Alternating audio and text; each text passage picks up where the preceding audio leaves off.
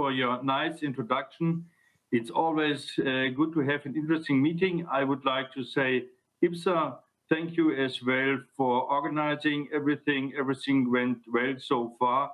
And I would like to thank you, my colleagues, Carlotta and Tommaso Kai, for joining the symposium as well. I would like immediately to start with my presentation. The title is, What do guidelines say for the management of recurrent UTI? And first of all, I have to show or present my conflict of interests. And now we can start. This is a nice view on my hometown, Basel in Switzerland, where I work and live as an urologist. First of all, again, I hope that you, your families and your loved ones are well during this COVID-19 pandemic and that everything will be a little bit better in the near future. These are my associations or affiliations, and as you can see, I work with the European guidelines as well as with the section ESIU. Just a short word to our guidelines. The European Association has guidelines, and the EIU in general represent the leading authority within Europe, and a lot of over 16,000 members and professionals have joined our ranks, and we have a mission, and the mission is that we would like to raise the level of urological care throughout Europe and behind. And since 2015, it's a big honor for me to be the chairman on the EU guidelines on urological infection. We have seen very great changes in the last years, and I would like to say thank you again at this time to all my colleagues who are joining the panels, associates, because they are working very, very hard, of course, for free, in their free time, and it's time to thank you at this point to my colleagues and friends. This way you can see that the guidelines are produced by over 300 international members, and our guidelines are endorsed by over 74 national societies and scientific organizations, including all 27 EU member states. This is one of our saying, in God we trust, our others must bring data. In this direction we work, and what you can see on this slide is that the EIU guidelines are very frequently searched in the web, so over 350,000 visits in 6 months. And when you see what are the visitors looking for, then you see they're mainly looking for our guidelines. Here is the new version of the guidelines available. I hope that you can get it, that you read it, and that you have then the possibility to take good care for your patients. This is what we are dealing with. When we speaking about urological infections, then it might be that you say, oh, what a small field, but I can show you it's different.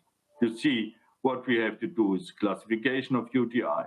We are dealing with diagnostics, antimicrobial stewardship, uncomplicated cystitis, recurrent UTIs, pyelonephritis, complicated UTIs, STDs, epididymitis, prostatitis, antimicrobial, so a big field. It was in the past that our sessions were special sessions, not well attended by the urological community, but in the last year, this has dramatically changed. And this is mainly because of one of the 3 big health topics worldwide, and this is the rise of antimicrobial resistance, and you have most probably all heard already about so-called superbugs. This is what you can achieve nowadays more and more frequently. You take a urine culture and you get such results that you can see that not one antibiotic is working anymore. And this is a really problematic development. This is frequently cited O'Neill report by the O'Neill Commission in 2015. And during this report, it was calculated that in the year 2050, more people will die worldwide because of antimicrobial resistance than by cancer. And this is a shocking number as well.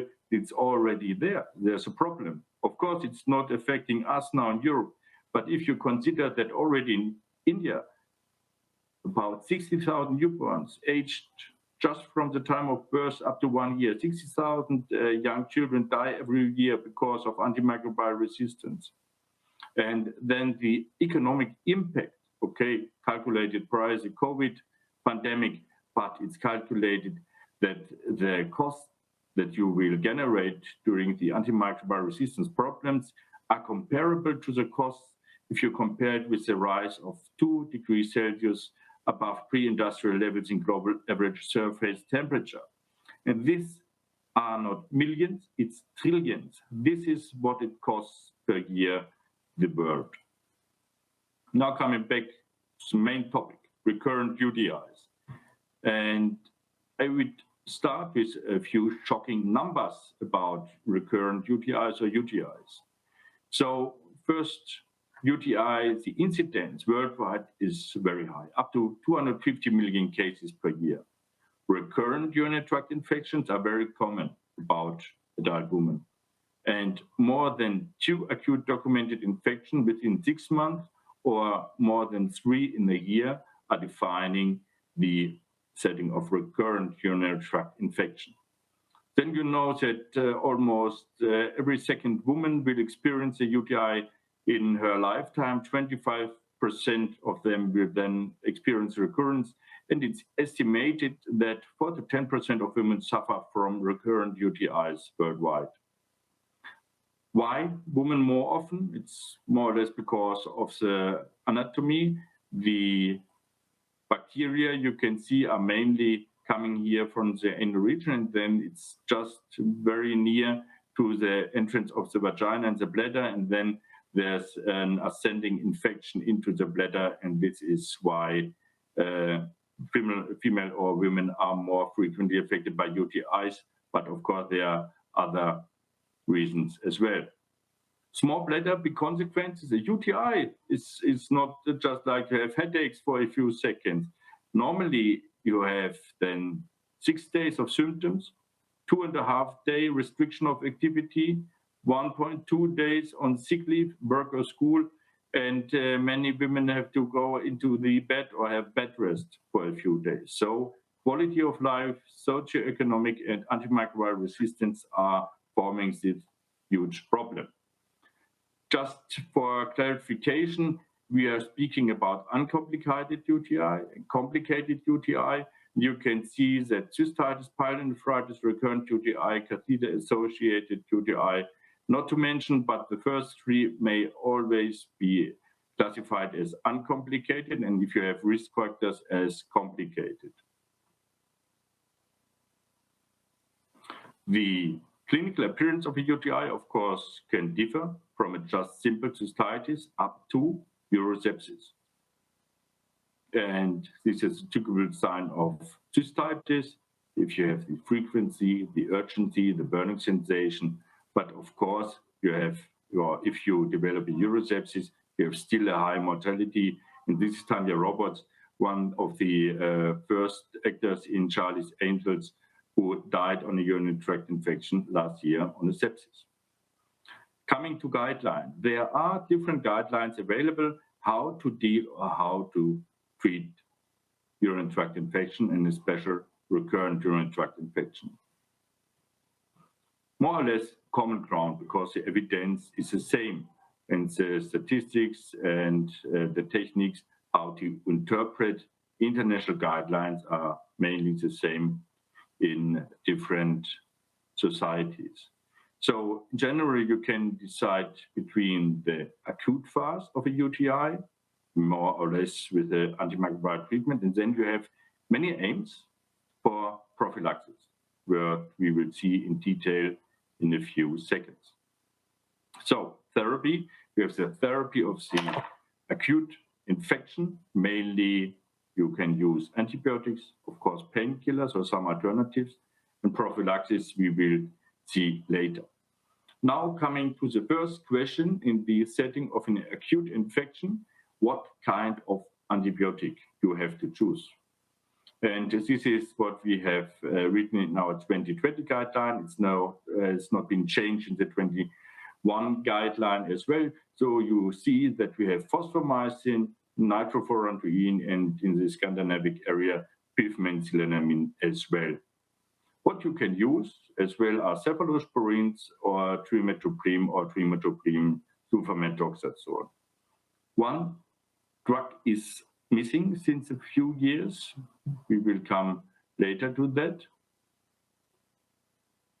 This is just our panel. Here on the left side, you can see me, Frank, sitting next to Tommaso, is attending the meeting in Florence as well. So it was always a good time. We worked quite hard, but in general, not everyone is following our recommendation. And there are countries where more than 50% of all doctors or GPs are not treating UTIs in accordance with guidelines.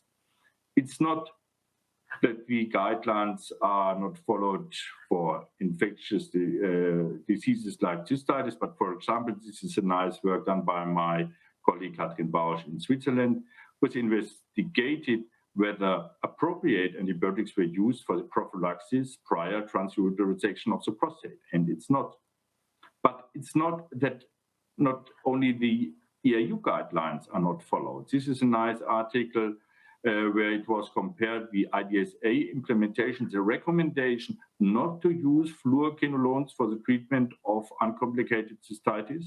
And then they investigated how the behavior of the GPs has changed after implementation of the new guidelines. And they've seen no difference with or without guidelines that GPs are not or are still prescribing this kind of drug. We are currently still facing some eminence-based medicine, but this will definitely change in the near future. This is an old saying from gynecologists: doctors are gentlemen and the gentlemen's hands are clear. This was words from the past. Nowadays, you have to consider our guidelines, versus guardrails. It's no law, but this has changed now, because in 2019, there was this implementing binding decision done by the European Commission that the fluoroquinolones are not for the use, or the indication was restricted from the fluoroquinolones to be used, for example, in the setting of urinary tract infection or cystitis. This is the important notice, and now at least in the EU and as well in Switzerland, if you use fluoroquinolones in the setting of uncomplicated cystitis, as well as prophylaxis in the setting of recurrent cystitis, then you are using them in off-label use. And this is meaning that you have no backup if the patient is developing any severe symptoms or side effects. This was done by the initiation of the FDA a few years later, and they have already warned in 2008 for the side effects of this kind of antibiotics. Now coming to the prophylaxis. And if you are a little bit in the literature, then you know there are many, many means. So we can go for antimicrobial prophylaxis, we have immunoprophylaxis, we have behavioral measures, we have hygiene, estrogenic therapy, demanose, lactobacilli, acupuncture, urine acidification, herbal drugs, phages, vaccinations, and perhaps instillations as a promising approach. I just would like to go through. The antibiotics for the prevention of recurrent urinary tract infection are evidence-based. They work. But the problem is, once you have stopped the antibiotics, the UTIs recurred and equate the placebo arm outcome. This is or has been investigated by studies that if you stop them, then you have in many, many cases the same problem again. If you ask what kind of antibiotics you should use for prophylaxis, then these are the same drugs which are recommended for the treatment of the acute phase. Then estrogens. The use of vaginal estrogens has been shown to reduce UTI rates in postmenopausal women. This is well documented in a Cochrane review, so you can do this as well. Then we have the immunoactive prophylaxis. This is one what we have given a recommendation in our guideline as well. It's a OM89 ingredient. And then we have already mentioned the three things where we see any or some evidence. If I go now to the next slides, myths and facts, then we will see, for example, behavioral measures. For example, if you whip from the front to the back, or you go to pee prior or after you have sexual intercourse. These are many, many good advices. In some women it will help, but it's not proven by evidence. Fluid intake, it's a good idea. Of course, if you have some symptoms of a UTI, or of course in the same in women who are suffering from overactive bladder, a good fluid intake will help. But again, this is not the magic bullet if you drink fluid appropriate. Then we have the behavior, as I said, to pee pre or post-coital. It's not proven, might be a good advice. Perhaps in some female patients it will help. Then we have the sugar, the demanosis. The idea behind the story, it's quite interesting and fascinating, but as well, there are not many good trials who has investigated these mean. Lactobacilli and probiotica, it's the same, very small studies, no randomization and no long-term follow-up. So it might be an idea, but it's still not to say that this is a magic bullet. As well, the acupuncture route can be tried. Then we have the urine acidification.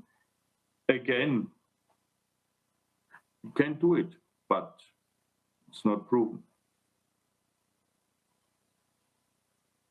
Now coming to the drugs. Cranberry products as well. There are many, many studies, at least a Cochrane review as well about the cranberry containing products. But here we have the big problem that the products are not, or the studies are not comparable because of different products, different ingredients, and so on. So again, we have with the cranberry containing products, which is a huge market, huge economic factor, but we are not satisfied with the data to give them a strong recommendation.